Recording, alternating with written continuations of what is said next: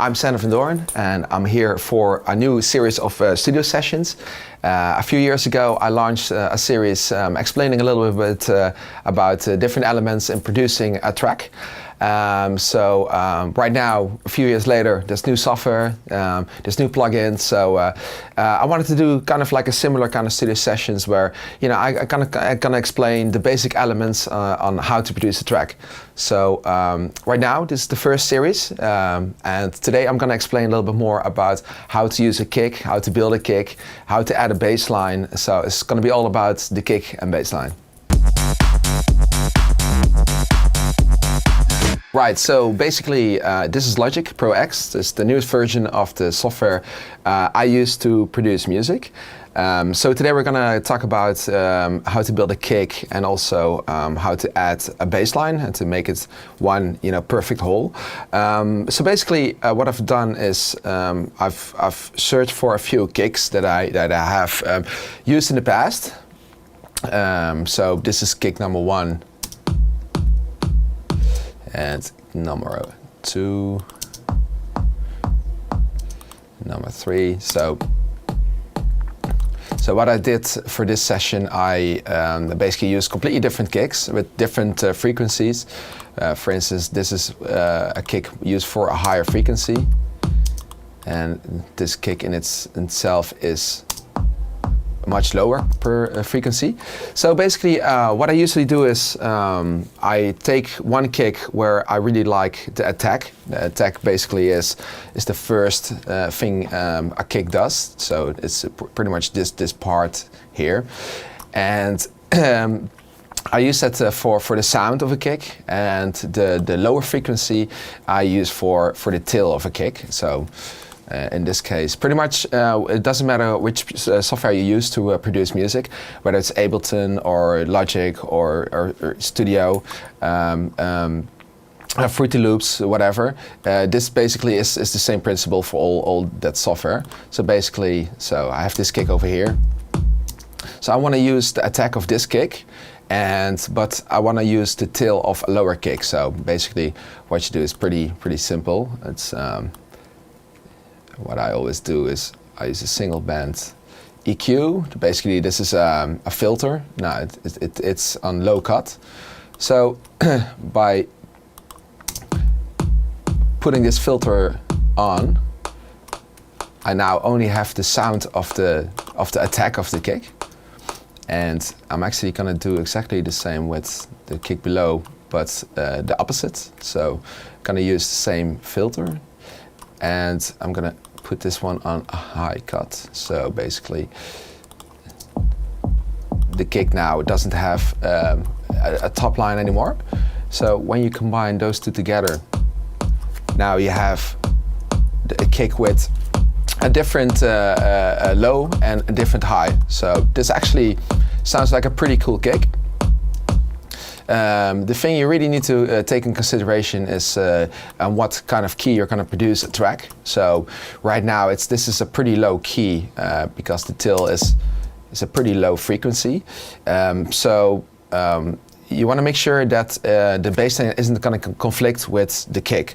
So what is good to do if you're using a very melodic track where you're definitely going to need the bass line as part of the kick. So what you can do is pretty much use less of the tail of the kick. So let's put it on here. So together you have this. Now it sounds a bit strange. So what I do is I make sure that this kick, this tail is gonna be cut off a little bit, and I'm gonna use a fade out, and just a little small fade out, let's say 50. So now it is kind of like topped in a nice way so it doesn't stutter a little bit. So I'm gonna do the same with this kick, fade out, 50, all right, here we go. So now we have the same kick, but the tail's gone. So that's great, because now it's not going to conflict anymore with the bass line. The thing is, now we don't have a tail. It kind of misses a bit of a drive.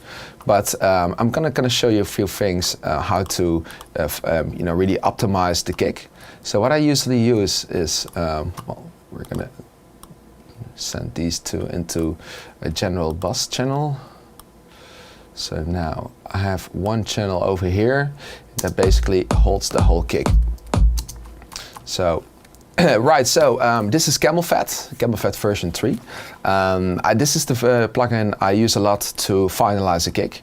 So what I usually do is pretty much gonna kill all these functions over here, and I'm gonna keep open the distortion. So now we have the plugin completely turned off. So what I usually do is I'm gonna use the distortion a little bit of a tube. So this really cranks up the kick. As you can see over here. The volume still stays pretty low, but you can really hear the kick right now. So this is gonna make for a very good kick. So if you're gonna crank this up, it's gonna stay really, really tight. Let me see. So I'm gonna 3.5. So this is a pretty solid kick. I'm actually gonna use this on top of that. Here you go. All right, so we just worked on a really nice kick.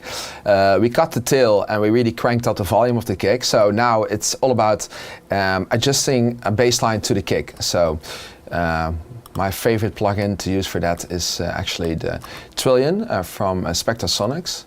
The sounds that are in this plugin are really, really tight, and the volume, the recording of these different bass lines are absolutely phenomenal. So this is a really cool synth to use when you're not using hardware like a Moog Voyager. So I just went to synth bass, and these are all very nice synth basses. So what I'm going to do right now, we're going to keep it very simple, and so I'm going to put this off and this on. So now we're in our matrix scheme, and we're going to, so here is the bass line, and we're going to, so basically I'm just gonna put it on the first note. So basically now it's gonna come together with the kick. I've just drawn in a few notes. It's gonna be the G note, and it's playing solo right now. But as you can hear, there is a little bit of an echo. So I'm gonna kill the echo from the effects. Bang. Here you go. Okay, so now it's still going on. Let me see, flame. Yeah, so now you have a very simple bass line. So what I usually do is I'm gonna use this particular bass line as a tail for my kick. So I'm just gonna use the same high cut frequency filter. So if you're gonna put this on around this. So now you have just a note, and if you add the kick, then you have created a new tail for a kick. We just recorded the bass line, so I recorded it in audio, so I've already imported it into my track. We got the bass line over here. Here it is. So as you can see, it has a very long tail. So I'm just gonna use this tone over here. Perhaps the tail is a little bit too long, so I'm gonna use the same thing, the fade I've used to build the kick. I'm gonna use for the bass line. I'm gonna basically, let's try this. Yeah, so now the tail, it kind of drops towards the second kick. And basically the thing is that right now the bass line is definitely conflicting with the kick, so I want to make sure that in this area the bass line doesn't play yet. So we're going to use a fade in tool, and we're going to put that on 100. So As you can hear right now, it doesn't really have an attack anymore, and the tail is cut off a little bit. So right now, if we're gonna build the bass line together with the kick, now the kick doesn't really conflict anymore with the bass line. So we can also add a little bit more volume to the bass line.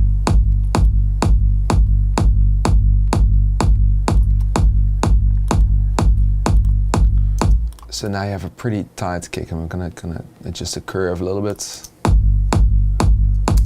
So now all of a sudden, instead of using the tail of a kick, now the tail is actually the bass line that you want to use in your program.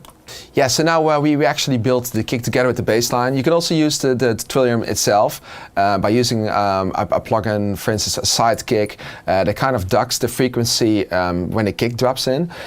So in that case, you can actually use the different tones when you're going to build like a melody with different layers.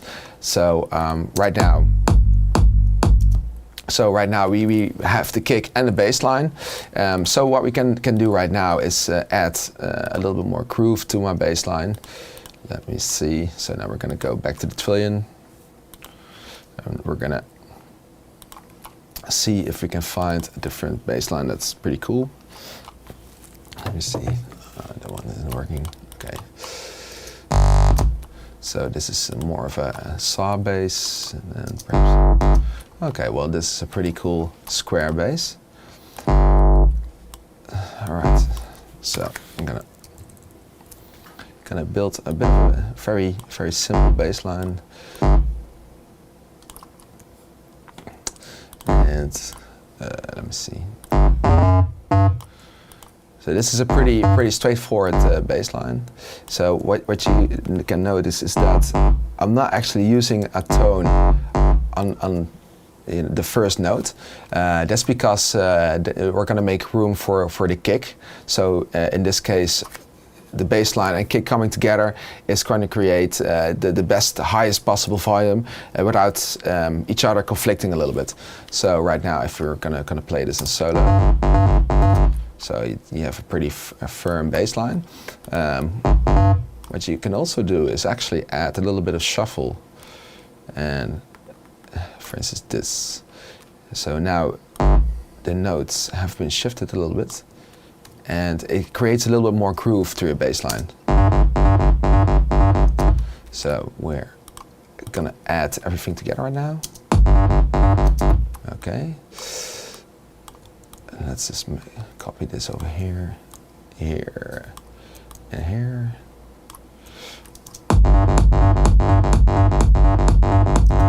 So this is a pretty cool bass line.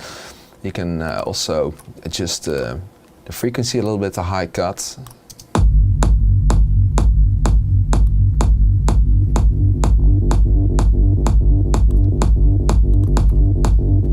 Okay, right now it's a pretty cool and tight schedule.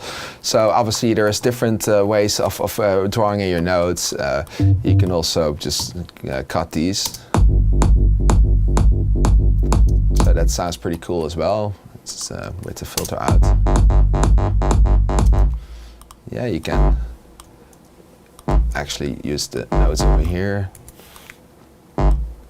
Everything stays on the same frequency.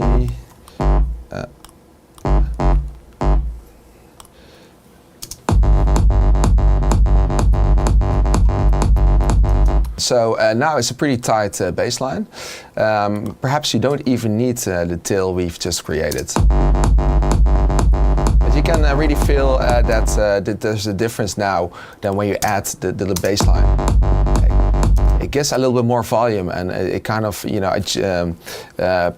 puts everything together. So this is basically how I built a kick and a bass line. This is the first episode.